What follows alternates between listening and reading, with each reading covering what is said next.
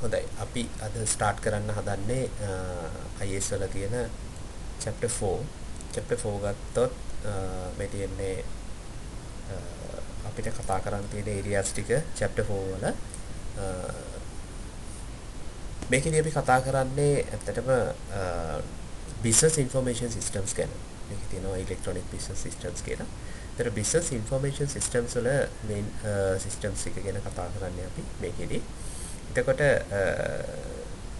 මම ඔයගොල්ලන්ට රෙකමන්ඩ් කරන්නේ අතන මේකේ තියෙන නෝට් එක ගොඩක් පුංචි සමරි නෝට් එකක් තියෙන්නේ. හැබැයි මීට කලින් IS එක කියන්නේ අපේ පරණ සිලබස් එකේ නෝට් එකේ මේ ගැන ගොඩක් විස්තර තියෙනවා.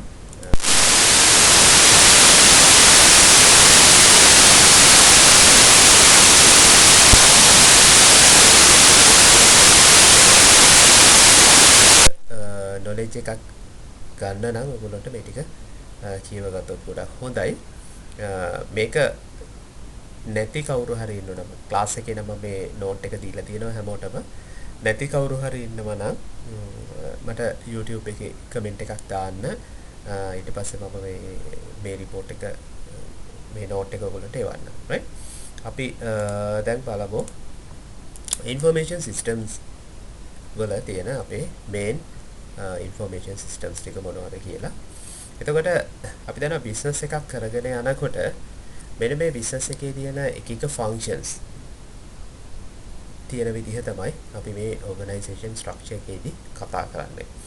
දැන් ඔයගොල්ලෝ දන්නවා මෙතන තියෙන්නේ information system එකක්. දැන් මෙතන information system කියලා තිබුණාට ඔයගොල්ලෝ දන්නවා මේ information system එකක තියෙන්නේ ඇත්තටම මෙතන තියෙන්නේ computer based information system එකක්. ඒට හේතුව තමයි අපි ගත්තොත් මෙන්න මේ components අයිති වෙන්නේ computer based information system එකකට. මේක අපි කලින් කතා කරලා තියෙනවා. එතකොට අපි මේකෙදි කතා කරපු areas කීපයක් තිබුණා. පළවෙනි එකක් තමයි system කියලා කියන්නේ. system එකක්. එතන system එකකට තිබුණ components මොනවද?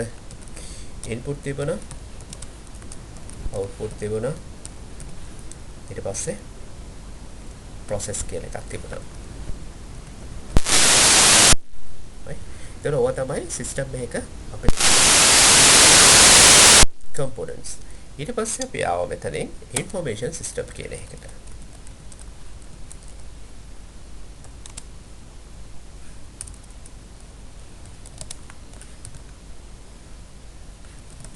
information system. එතකොට මේ information system එකක තිබුණු components වෙනස් වුණා input, process, output. ඒ වගේම information system එකකට ආවා feedback කියන එක. ඊට පස්සේ අපි ආවා computer based information system එකට. එතකොට මෙන්න මේ විදිහට තමයි අපේ systems ටික තිබුණේ. එතකොට මේ දේවල් ගැන තමයි අපි කතා කරගෙන හිටියේ. එතකොට මෙන්න computer based information system එකක් ගත්තාම ඒකේ components විදිහට අපිට දැක ගන්න ලැබුණා මෙන්න මේ system එකක තියෙන information system එකක තියෙන components ඒ වගේම computer එකක තියෙන components කියන වර්ග දෙකම එකතු වෙලා අපිට කතා කරන්න ලැබුණා. උදාහරණයක් විදිහට ගත්තොත් software, hardware, ඊට පස්සේ networking, telecommunication මේවා අපි කතා කරන්නේ computer එකත් එක්ක. people ඊට පස්සේ information තමයි මේකේ තියෙන procedure කියලා කොටසක්, data, technology. right? එතකොට මෙන්න මේ වගේ ගත්තාම අපිට computer based information system එකක් ගත්තාම මේ components හැම එකක් ගැනම කතා කරන්න පුළුවන්. එතන organization එකක MIS කියලා එකක් ඔයගොල්ලෝ දැනටමත් අහලා ඇති. ඒ කියන්නේ සාමාන්‍යයෙන් අපි ගත්තාම දැන් තියෙන ඕනම organization එක school එකක් ගත්තොත් university එකක් ගත්තොත් technical college එකක් ගත්තොත් ඊට පස්සේ financial organizations මොනවා හරි ගත්තොත් මේ හැම එකකම ගොඩක් වෙලාවට කතා කරන ඇහෙන වචනයක් තමයි MIS එක කියලා කියන්නේ. MIS එක. මේ MIS එක කියලා කියන්නේ management information system කියන එක. ඒතර මේ වගේ system එකක් හැම organization එකකම ක්‍රියාත්මක වෙනවා. ඒතර මේක අරහා වෙන්නේ මොකද්ද සහ මේකෙන් මොනවද කරන්න කියන එක ගැන තමයි අපි මේකේ කතා කරන්න තියෙන්නේ. ඒතර මේ management information system කියලා කියන්නේ මේ ඉන්ෆෝමේෂන් සිස්ටම් වල තියෙන එක කොටසක් විතරයි. මෙතනින් එහාට ගොඩක් දේවල් තියෙනවා. සමහර වෙලාවට මේක අපි භාවිතා කරාට MIS එකක් කියලා මේක DSS මට්ටමේ තියෙන්නත් පුළුවන්. එහෙම නැත්නම් decision support system මට්ටමේ තියෙන්නත් පුළුවන්. මේ මොන මට්ටමේ තිබුණත් enterprise level එකේ තිබුණත් මේකට සාමාන්‍ය ව්‍යවහාරයේදී කියන්නේ MIS එක කියලා. හරි. එතකොට මේකේ information systems organization එකක පටන් ගන්නෙ transaction processing system එකේ. මේ කියන පළවෙනි කොටස transaction processing system එකකින් තමයි මේක පටන් ගන්නෙ. එතකොට අපි බලුවොත් මෙන්න මේ transaction processing system එකක් කියන්නේ මොකක්ද කියලා. මම මේකට උදාහරණයකට ගන්නම් සුපර් මාකට් එකක්. ෆුඩ් සිටි එකක් ගැන හිතමු. මෙන්න මේ ෆුඩ් සිටි එකක day to day routine transactions එනවා. ඒ කියන්නේ මොකද්ද? දවසෙන් දවස සිද්ධ වෙන transactions එනවා. එතකොට මෙන්න මේ transaction record කරන්න ඕනේ. මෙන්න මේ transaction record කරන්න system එකක් තියාගෙන ඉන්නවා නම් අපි ඒකට කියනවා transaction processing system එකක් කියලා. උදාහරණයක් විදිහට අපි ගත්තොත් මොනවද මේ day to day routine transaction food සිටි එකක සුපර් මාකට් එකක තියෙනවා. දවසින් දවස සිදුවෙන ඒ කියන්නේ දිනපතා සිදුවෙන routine transaction අපි කියන්නේ හැමදාම සිදුවෙන දේවල්. මේකේ ගත්තොත් අපි සුපර් මාකට් එකක් නම් ඒකට සමහර වෙලාවට දැන් ඔයගොල්ලෝ සුපර් මාකට් එකට ගියොත් එදිනෙදා වෙන දේවල් සමහර transactions බලා ගන්න පුළුවන්. ඕගොල්ලන්ට දැකලා ඇති සමහර වෙලාවට purchase කරනවා. දවසින් දවස එක එක goods purchase කරනවා. ඊට පස්සේ customers ලාට මේක sale කරනවා. ඊට පස්සේ store කරනවා. ඊට පස්සේ වගේ ඒකේ තියෙන racks වගේ දේවල් organize කරනවා. ඊට පස්සේ promotions දෙනවා මේක ඇතුළට. ඒ වගේම තමයි අපි ගත්තොත් ඔයගොල්ලෝ දැකලා ඇති සමහර වෙලාවට ඒ තියෙන ෆුඩ් සිටි එකේ සුපර් මාකට් එකේ තියෙන racks එහෙම නැත්නම් goods තියෙන stores ඒක විදියට modifications කරනවා ඒ වගේ දේවල් කරනවා. ඒත් මේවා daily කරන transactions අපිට දකින්න පුළුවන්. ඊට අමතරව organization එක ඇතුළට ගිහිල්ලා බලුවොත් ඒකේ තියෙන පුළුවන් තවත් දේවල් තමයි attendance mark කරනවා. මේ එන හැම සේවකයෙක්ගෙම attendance mark කරනවා. ඒගොල්ලෝ in time එක out time එක ඒවා mark කරනවා. ඊට පස්සේ මේක ක්ලීන් කරන්න සුපර් මාකට් එක වෙනම ෂෙඩියුල් එකක් යනවා. ඊට මේ හැම දෙයක්ම ගත්තාම මේවා day to day transactions. අපි ඒවට කියනවා day to day routine transactions කියලා. ඒතර මේ ගැන රෙකෝඩ් එකක් තියෙන සිස්ටම් එකකට තමයි අපි කියන්නේ transaction processing system කියලා. ඒතර මේ transaction processing system එකේ මේ දේවල් රෙකෝඩ් කරලා මාසයක් අන්තිමට මාස 2-3ක් අන්තිමට අපිට බලන්න පුළුවන් මෙන්න මේ day to day routine transactions කොහොමද වෙලා තියෙන්නේ කියලා. අපි මේක බලන එකේ වැදගත්කම තමයි අපිට ඒ ගැන decisions ගන්න පුළුවන් වෙන්නේ මෙන්න මේ routine transaction කොයි විදිහටද මේ organization එක ඇතුලේ වෙලා තියෙන්නේ කියලා දැනගත්තොත් විතරයි. එතකොට මේක බලන්න අවශ්‍ය වෙන්නේ මේකේ management level එකට.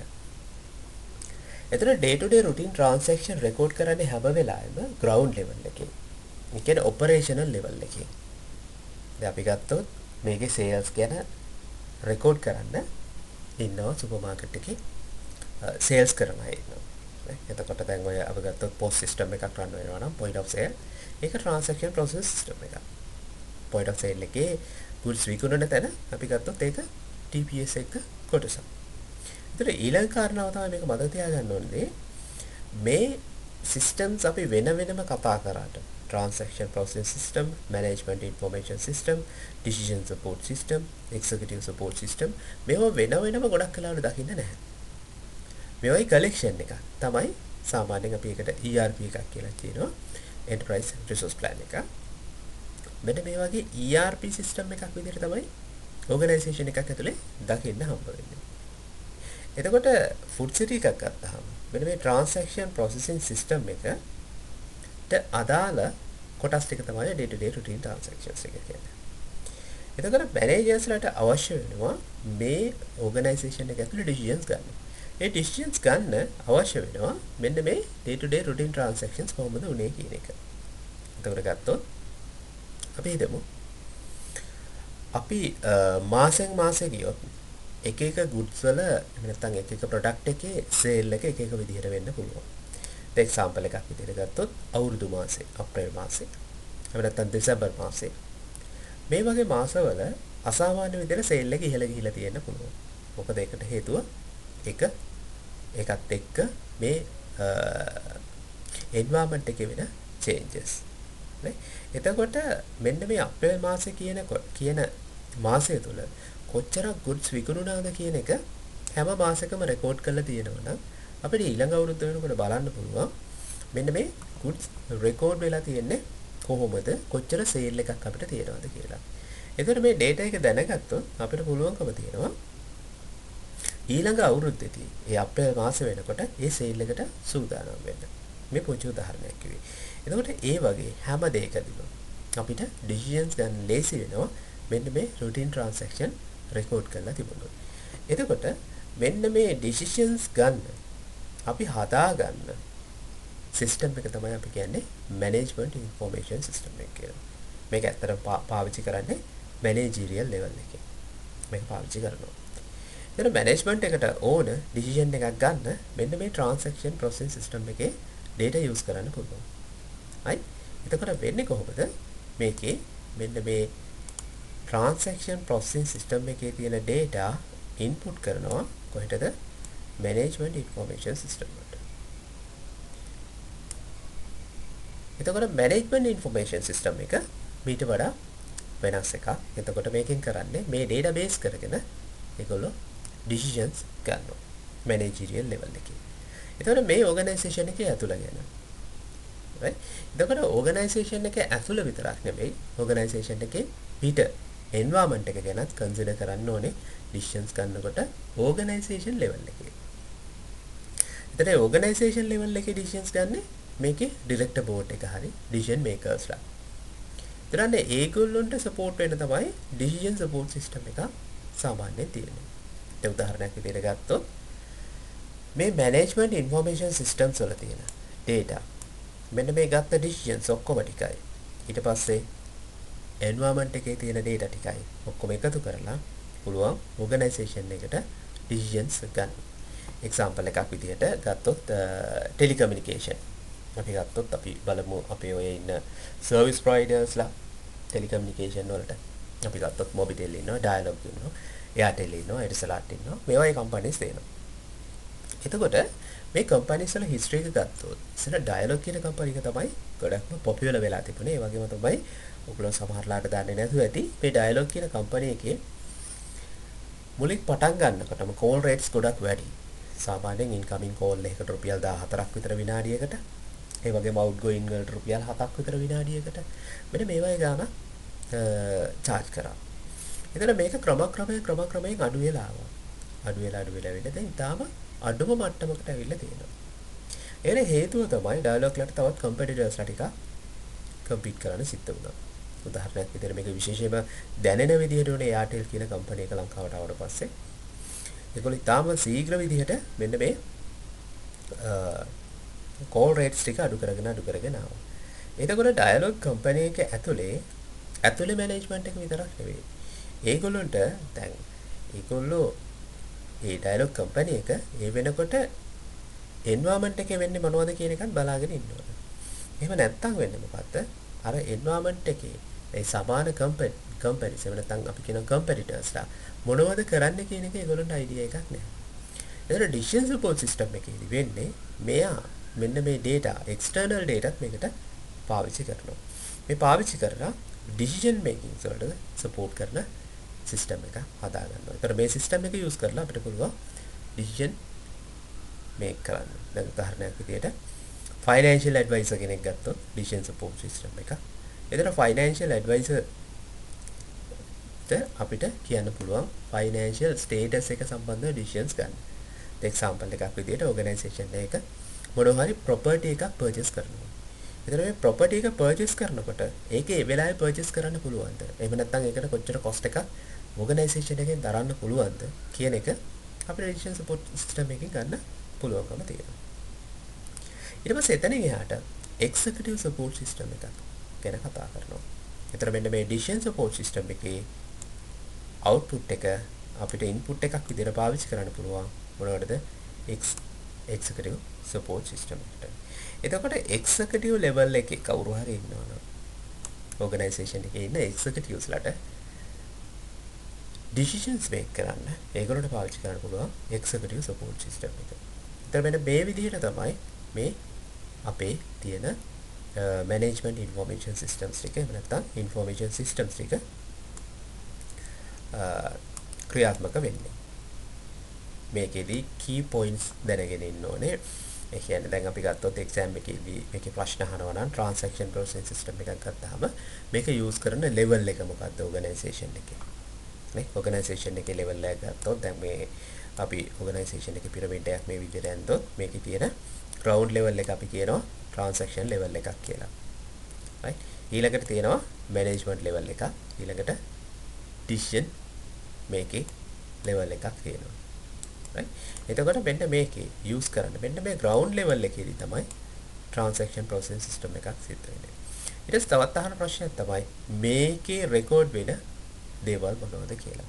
ඒතර ඒක ගත්තොත් day to day routine transaction මේක මේ වචනේ ගොඩක් වැදගත්. මේක තමයි ගොඩක් තැන්වල exam එකේදී අහලා තිබුණේ day to day routine transactions. right ඒක. ඊට පස්සේ තවත් අහන්න පුළුවන් කාරණාවක් තමයි මේකට examples. ගත්තොත් POS එකක් point of sale system එකක් මේකට example එකක් විදිහට දෙන්න පුළුවන්. එතකොට ඕනම අවස්ථාවක routine transaction එකක් record කරන අවස්ථාවක් මේකට example එකක් විදිහට ගන්න පුළුවන්. ඊට පස්සේ management information systems ගැන කතා කරනකොට ඒකෙත් එහෙමයි. මොන level එකෙන්ද මේක use කරන්නේ? අපි ගත්තොත් middle level management එකෙන් මේක use කරන්නේ. දැන් decision support system එක. අපි ගත්තොත් top level management එකෙන් මේක use කරන්නේ. executive level එකෙන් මේක use කරන්නේ. මෙන්න මේ වගේ idea එකක් තියෙන්න ඕනේ. ඊළඟට අහන ප්‍රශ්නයක් තමයි transaction process system එකේ output එක input එකක් වෙන්න පුළුවන් නේ මොකකටද? දැන් මෙතන ගත්තොත් management system information system එකට. ඊට පස්සේ decision support system එකට management information system එක input එකක් වෙනවා. මෙන්න මේ විදිහේ questions අහන්න පුළුවන්. මේවා තමයි ඔයගොල්ලෝ වාස් පෙපර්ස් බලුවොත් දිගටම අහලා තියෙන questions. එතන මෙන්න මේ idea එක ඔයගොල්ලෝ ගන්න ඕනේ. මේ information systems ගැන. අපි මේක in detail බලන්න ඊළඟ slides වලට යමු. අපි ගත්තොත් මේ තියෙන transaction process system එක මේකෙදි කෙලිම කතා කරනවා බලන්න. අපි ගත්තොත් මෙතන තියෙනවා capture and process the detailed data necessary to update. මෙන්න detailed data necessary to update records about fundamental business process. මේවා තමයි අපි කිව්වේ day to day routine transactions කියලා. right ඊට පස්සේ cross functional information system that support routine operations within routine transactions. මෙන්න මේ routine transactions වලට associated data තමයි මේකෙදි collect කරන්නේ. right එතකොට provide input to higher level of information. මේකෙන් input එකක් දෙනවා කොහෙටද? මේකේ higher level එක අපි කතා කරන්නේ MIS system එකට. right ඔක තමයි අපි කතා කරන්නේ transaction process system එකක් කියලා. right මේකේ ගොඩක් details තියෙනවා. පරණ note එකේ එක චුට්ටක් කියව ගන්න අමතර දැනුමට ඔයගොල්ලන්ට වැදගත් වේවි. right ඊට පස්සේ අපි බලමු ඊළඟ slide එකට ගිහිල්ලා transaction process system එකේ cycle එක තියෙනවා. මේ original data collect කරනවා day to day routine transaction වලින්. ඊට පස්සේ data edit කරනවා. මොකද සමහර collect කරපු data incorrect data තියෙන්න පුළුවන්. අපේ bad data කියලා කියන අපිට use කරන්න බෑ. සායව use කරලා decisions ගන්න බෑ. එතකොට මෙන්න මේ incorrect data, bad data අපි correction කරලා ගන්න ඕනේ. එහෙම නැත්නම් ඒක දැන් incorrect data එකක් ගත්තොත් අපි හිතමු උදාහරණයක් විදිහට transaction එකක් වෙලා තියෙනවා, record වෙලා තියෙනවා. අපේ අදාළ transaction එක අපි හිතමු මොනවා හරි හේතුවක් හින්දා වැරදීමක් වෙලා edit වෙලා තියෙනවා කියලා.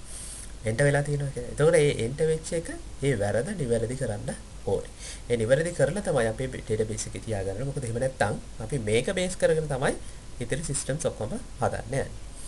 එතකොට මේ edit කරලා මේකත් data එක manipulate කරන්න ඕනේ. manipulate කියලා කියන්නේ අපි දන්නවා data manipulations වල insertion, updation, deletion කියලා තුනක් ගැන අපි කතා කරා. right insert, update, delete, retrieve කියන තුන අපි එක CRUD functions කියලා කතා කළා. එතන මේක තමයි data manipulation කියලා අපි කතා කරන්නේ. ඊට පස්සේ මේ manipulate කරපු data අපි store කරලා තියන්න ඕන database වල. right? එතකොට ඒක තමයි මේ TPS එක කියලා අපි කතා කරන්නේ. ඊට පස්සේ මේ data production වලට යවන්න පුළුවන්. ඒ කියන්නේ අපිට මේ data හරහා දේවල් නිර්මාණය කරගන්න පුළුවන්. ඔක තමයි transaction processing system එකේ සාමාන්‍ය ක්‍රියාවලිය. එතන මේකේ inputs මොනවද ගත්තොත් transaction processing system එකකට තියෙන්න පුළුවන්. customer place කරපු order එක, purchase order එක, හරි receipts තියෙන time cards, attendance. මේ time cards කියලා කියන්නේ සේවකයන්ගේ attendance mark කරන්න තියෙන card එක. මේක සාමාන්‍යයෙන් ගොඩක් පරණ system එකක්. දැන් නම් මේක භාවිත කරනවා ගොඩක් අඩුයි. ඊට පස්සේ invoices sales වල තියෙන. ඊට පස්සේ customer ට කරපු payments මේ වගේ දේවල්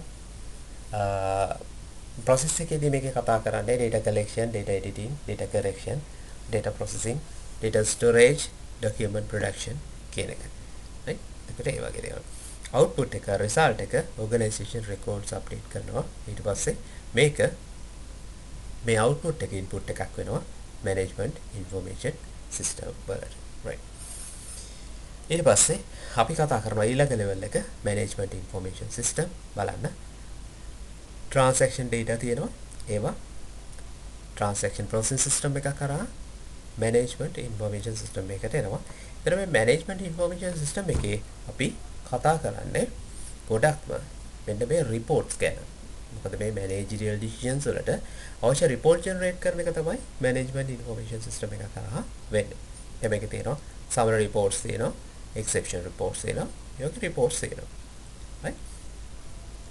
Then there are organized collection of people, procedures, software, database, and devices that provide routine information to managers and decision makers. The managers ලාට decision makers ලාට TPS එක හරහා දෙන system එකෙන් decision make කරන්න තියෙන system එකක් තමයි management information system එකක් කියලා නැත්නම් MIS එකක් කියලා කියන්නේ. දැන් මෙතන තියෙනවා MIS typically provide standard report generated using data from a TPS. එතන TPS data වලින් තමයි MIS එක හැදෙන්නේ. මේකේ තියෙන reports ටිකක් තමයි reports generate කිරීමක් තමයි මේකේ ප්‍රධාන කාර්යය වෙන්නේ. එතකොට මේ තියෙන්නේ TPS එකයි MIS එකයි connect වෙන විදිය. දැන් මේ order files තියෙනවා, production files තියෙනවා, account files තියෙනවා. මේවා day to day routine transaction record කරන ඒවා. ඒතර order processing system එකක් ගත්තොත් ඒ හරහා මේකේ MIS එකට data file එකක් add වෙනවා. ඒ MIS එක හරහා report generate වෙනවා. මේක managers ලාට use කරන්න පුළුවන් decision making වලට. මේක තමයි MIS එකක් ඇතුලේ සිද්ධ වෙන දේවල්. එතකොට මේ report generate වෙන එක එක වර්ගයේ reports තියෙනවා. දැන් මෙතන reports කීපයක් ගැන විස්තර තියෙනවා. මොකද ඔයගොල්ලන්ට පේනවා පරණ note එක. මේ තියෙන පරණ note එක.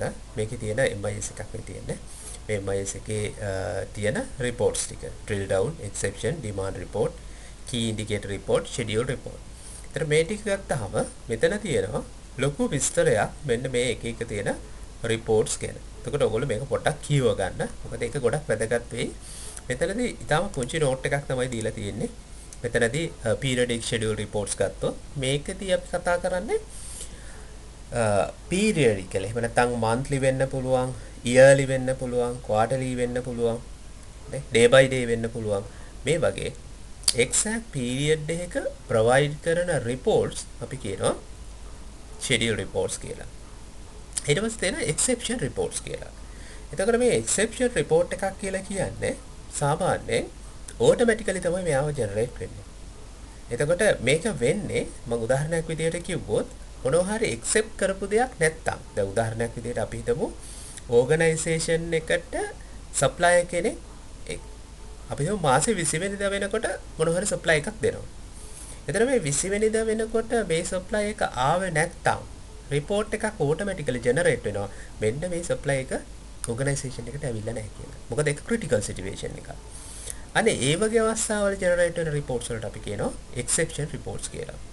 ඊට තියෙනවා demand reports. demand reports කියලා කියන්නේ මේ demand reports කියලා කියන්නේ අපි report එකක් ඉල්ලුවාම තමයි ඒක දෙන්නේ. අපිට organization එකකට හදිස්සිය අවශ්‍ය වෙනවා. දැන් මේ වෙලාවේ තියෙන sale එක මොකක්ද කියලා. අපිට ඒ වෙලාවේ තියෙන සේල් එක සිස්ටම් එකට කියලා එතනින් ගන්න පුළුවන්. හැබැයි ඒක අර ඩේ ටු ඩේ රුටීන් එකක් වගේ නෙවෙයි. එහෙම නැත්නම් ෂෙඩියුල් රිපෝට් එකක් වගේ නෙවෙයි. ඒක ඕටෝමැටිකලි ජෙනරේට් වෙන දෙයක් නෙවෙයි. අපිට අවශ්‍ය වෙලාවට අවශ්‍ය තැනින් අපිට රිපෝට් එක ගන්න පුළුවන්.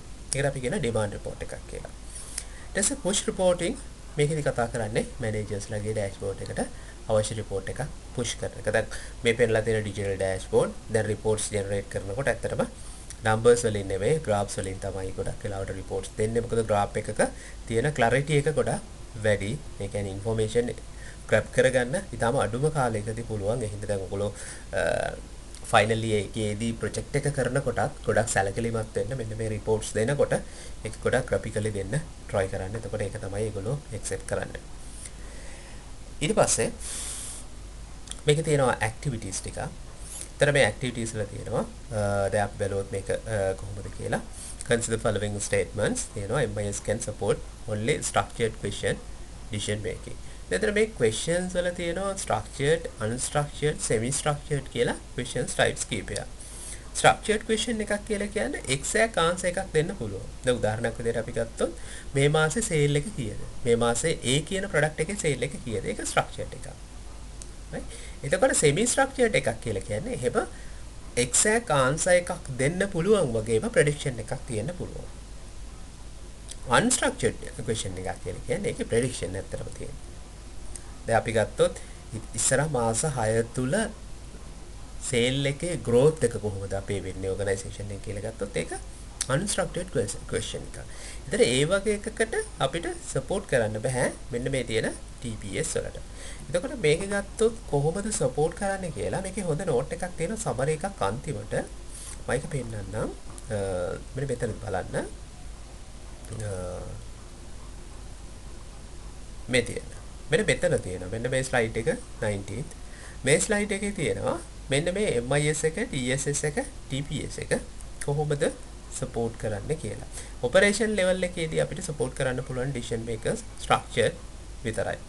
ඊට පස්සේ management information system වෙනකොට මේක semi structured වෙනවා. decision support system වෙනකොට unstructured questions වලට මෙයාට දෙන්න පුළුවන්. එතකොට අපි ගත්තොත් මේ විදිහට මත තියාගත්තම ලේසි. transaction process system එක structured, management information system එක semi structured, decision support system එක unstructured විදිහට. දැන් අපි question එකට answer එක ගත්තොත් එතන MIS can support only unstructured decision making. වැරදි. මෙයාට unstructured ඒවට decision make කරලා support කරන්න බෑ. මෙයාට semi structured ඒවට තමයි පුළුවන්කම තියෙන්නේ. ඒතර මේක statement එකක් විදිහට වැරදි. ඒක අපි mention කරගෙන ඉමු මෙතනින්. අපි system එකටම. එතකොට මේක statement එකක් විදිහට වැරදි. Input to MIS could be an output of TPS. So TPS එකෙන් MIS එකට output එකක් දෙන්න පුළුවන්. ඒක statement එකක් විදිහට හරි. Report generated by an MIS cannot be printed. මේක වැරදි. මොකද හේතුව MIS එකේ ඕනම report එකක් print කරන්න පුළුවන්. ඒතර මේකත් statement එකක් විදිහට වැරදි. එතන මෙතන අහන්නේ which of the above statement is a true of MIS. MIS එකක් සම්බන්ධව true statements අපිට එකයි හොයාගන්න පුළුවන් වෙන්නේ. ඒ තමයි දෙවෙනි statement එක. එතකොට අපිට answer එක විදිහට ගන්න වෙන්නේ B කියන answer එක. clear? හරි. ඊට පස්සේ අපි ඊළඟ කොටස් ටිකට යමු.